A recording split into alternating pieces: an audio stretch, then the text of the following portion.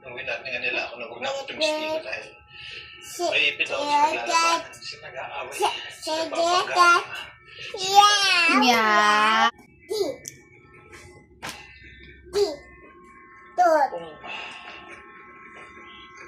Kung naniniwala ako sa kanila, hindi nila pa ulan ng bahay natin. Sana buhay pa yung mama mo. Kung pinili ko na huwag makinig sa kanila, siguro po pa pamilya natin.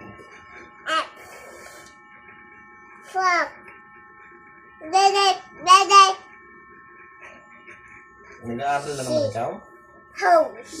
Home daw gate. Tama na, aral. Gabi na. Halika na kita. Mag-sleep. Sleep na tayo dali.